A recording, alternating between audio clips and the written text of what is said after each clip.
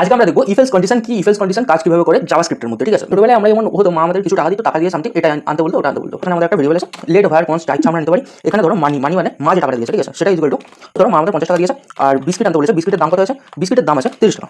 ঠিক আছে, এবার আমি এখানে ইফেলস কন্ডিশন লাগাবো। কিভাবে লাগাবো? ইফ যদি আমার মানি যেটা আছে, মা যে টাকাটা দিয়েছে সেটা থেকে বিস্কুটের দামটা যদি সমান হয়ে যায় তাহলে ঠিক আছে, তাহলে কোনো প্রবলেম নেই। যদি না হয় তাহলে যেটা ফেরত আছে সেটা আমাকে মাকে ফেরত দিতে হবে। ইফ এখানে প্যারেন্থেসিস দিয়ে এর ভিতরে আমি কন্ডিশনটা লাগাবো যে কি কন্ডিশন হওয়া আছে। ঠিক আছে, এখানে কন্ডিশন হওয়া চাই আমার মানি ইজ ইকুয়াল টু, এখানে সমান বোঝাতে গেলে কিন্তু double is equal to use করতে হবে। ঠিক আছে, এবার বিস্কিট যদি হয় তাহলে তুমি কি করবে? তাহলে তুমি করো কনসোল ডট লগ, মাকে বলেছে কোনো টাকা ফেরত হয়নি।